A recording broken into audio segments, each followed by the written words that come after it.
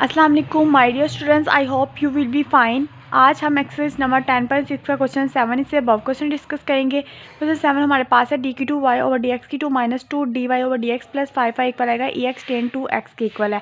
तो यहाँ से इसको हम इस तरह से लिखेंगे डी की 2 माइनस 2 डी प्लस 5 इक्वल आएगा e x tan two x के इक्वल है। तो एफ टी वाई किसकी इक्वल आएगा, एफ एक्स के इक्वल आ जाएगा। एक्सिलरी इक्वेशन के मुताबिक जहाँ पे डी है वहाँ पे अपने इनपुट कर देना है। एम टू आ जाएगा माइनस 2m प्लस 5 आ जाएगा, इक्वल किसके आ जाएगा, 0 के इक्वल आ जाएगा। कोऑर्डिनेटिव फार्मूला आपके पास है, क्योंकि इसकी फैक्टराइजेशन नहीं हो सकती तो कोऑर्डिनेटिव फार्मूला आपके पास है। एम इक्वल आएगा minus b plus minus under root b की 2 माइनस 4ac ओवर 2a के इक्वल है। आपके पास 1 है, बी आपके पास माइनस 2 और सी आपके पास 5 है। तो यहाँ पे आप इनका वैल्यूज पुट करने के बाद आपके कॉम्प्लेक्स नंबर आ जाता है। तो यानी इसमें रियल पार्ट भी मौजूद है, इमेजिनरी पार्ट भी मौजूद है। तो यहाँ पे आप वाई सी किस तरह लिखते हैं, वाई सी इक्वल आएगा ई की पावर एक्स। यहाँ पे जिसका रियल पार्ट है वो इसकी पावर में आ जाएगी, यानी 1 आ जाएगा। और ये जो 2 है जो हमारे पास इमेजिनरी पार्ट होता है वो इस तरह से हम लिखते हैं cos 2x प्लस सी की 2 साइन 2x के इक्वल आता है। तो c1 किसके इक्वल लेंगे, u1 के इक्वल लेंगे, क्योंकि हम वेरिएशन मेथड यूज़ कर रहे हैं। तो इक्वल आएगा u2 के इक्वल आ जाएगा यहाँ पे हमारे पास। अब हम इनको पुट करेंगे। पुट करने के बाद वाई पी हमारे पास वाई पी किसके इक्वल आ जाएगा, E X u1 cos 2x sine 2x equal आ जाएगा। अब हम u1 को एक साइड पे कर देंगे, इसको इकट्ठे लिख देंगे और इसको भी इकट्ठा लिख देंगे। अब y1 किसके इक्वल है, ई एक्स cos 2x के इक्वल है, और y2 किसके इक्वल है, ई एक्स साइन 2x के इक्वल है। तो यहाँ y इक्वल है ई एक्स cos 2x इक्वल है। इसका फर्स्ट डेरिवेटिव लूँगी तो ई एक्स का डेरिवेटिव ई एक्स ही होता है, cos 2x as it is रहेगा, plus E X as it is रहेगा, cos का डेरिवेटिव माइनस साइन 2x होता है, और आगे x का दोबारा डेरिवेटिव लूँगी तो यहाँ पे मेरे पास 2 आ जाएगा। और इसको मैंने सिंपल करके लिख लिया। अब नेक्स्ट y की 2 है, y की 2 किसके इक्वल है, ई एक्स साइन 2x के इक्वल है। तो y की 2 का first derivative E x sign 2x है, plus E x cos 2x आ जाएगा, cos 2x इसका, और x का दोबारा डेरिवेटिव लिया तो 2 आ जाएगा हमारे पास।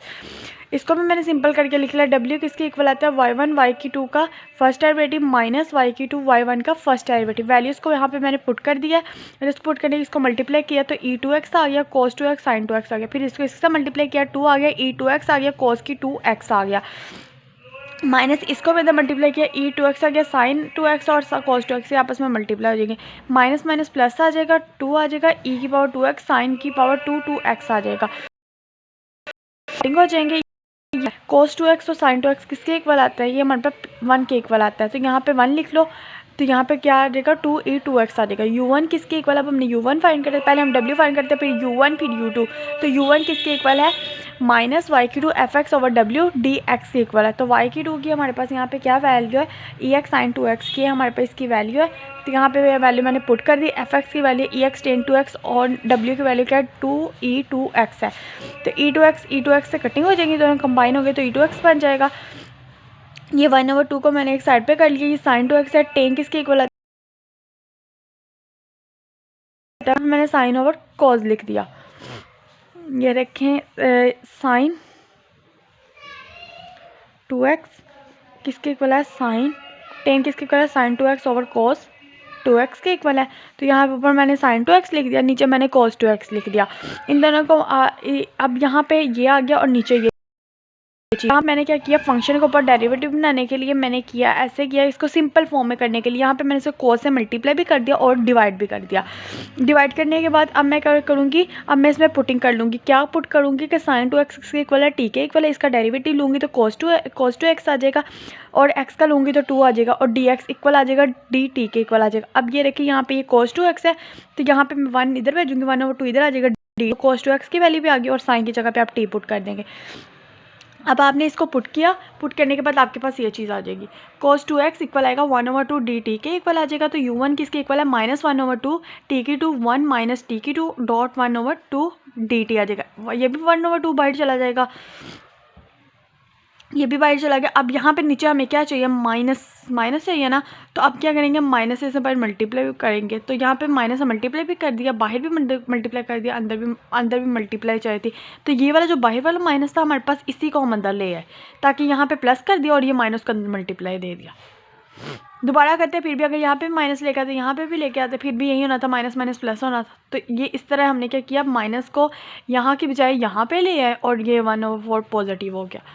अब यहाँ पे हमने 1 से इसे 1 ऐड भी कर दिया, यहाँ पे +1 ऐड भी कर दिया और और माइनस भी कर दिया, 1 प्लस टी की 2 यहाँ पे ऐड भी कर दिया और सब्ट्रैक्ट भी कर दिया। ये आपस में कैंसिल हो जाएगा, 1 ओवर डी टी आ जाएगा और यहाँ पे माइनस आ जाएगा, इसके साथ भी सेपरेट कर लिया, 1 ओवर 4 आ जाएगा, 1 ओवर 1 माइनस टी की 2 आ जाएगा।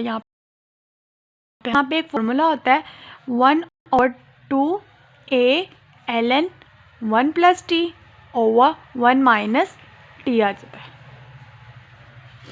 तो यहाँ पे मैंने बस ये फॉर्मूला ही लगाया और मैंने कुछ भी नहीं किया। जब भी हमारे पास इस तरह क्या आ जाएगा 1 प्लस टी की 2 आ जाता है की इंटीग्रेशन आ जाती है। तो हम यहाँ पे ये वाला फॉर्मूला यूज़ किया मैंने। किस तरह किया, -1 ओवर 4, यहाँ पे तो टी आ गया, सिंपल इंटीग्रेशन यहाँ पे तो है, -1 ओवर 4 आ गया, यहाँ पे 1 ओवर 2 आ गया, ln आ गया और 1 प्लस जो हमारे पास a की वैल्यू 1 थी इसलिए मैंने 2 लिख दिया खाली। तो यहाँ पे 1 प्लस टी, नीचे 1 माइनस टी आ गया। अब यहाँ पे टी हमने किसकी इक्वल लिया, sin 2x की इक्वल लिया, तो sin 2x लिख दिया, नीचे भी sin 2x लिख दिया, वैल्यू पुट कर दी। u2 किसकी इक्वल है, y1 fx ओवर w के इक्वल है, dx इक्वल है।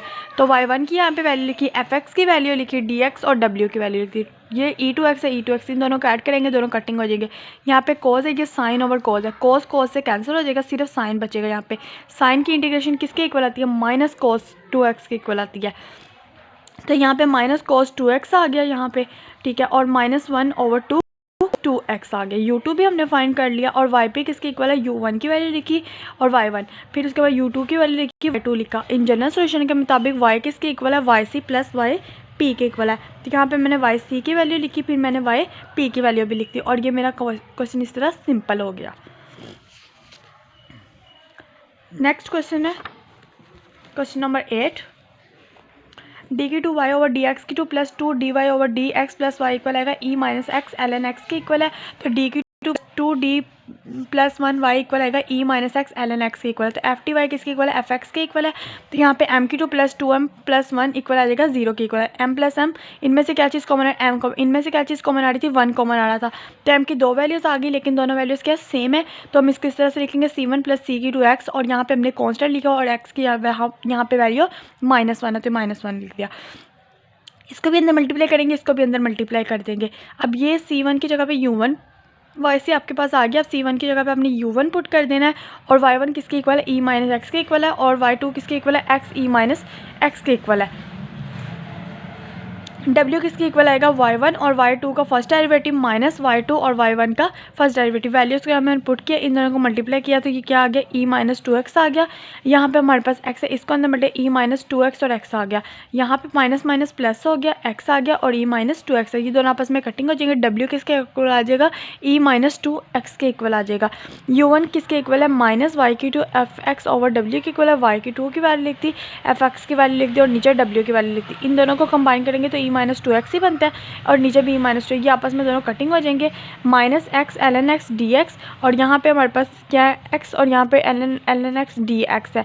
तो यहाँ पे इंटीग्रेशन बाय पार्ट्स वाला फॉर्मूला लगाएंगे, एल को फर्स्ट रखेंगे और x को सेकंड का नाम दे देंगे। इंटीग्रेशन बाय पार्ट्स का फॉर्मूला क्या, first as it is, second की इंटीग्रेशन माइनस फर्स्ट का डेरिवेटिव लिखा फिर और सेकंड की इंटीग्रेशन लिख दी।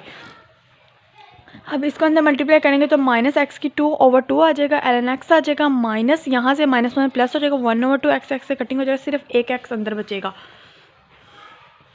एक एक्स अंदर बचा तो यहाँ पे इसकी इंटीग्रेशन दोबारा करेंगे तो इसकी पावर में एक ऐड और इसी के साथ इसको डिवाइड।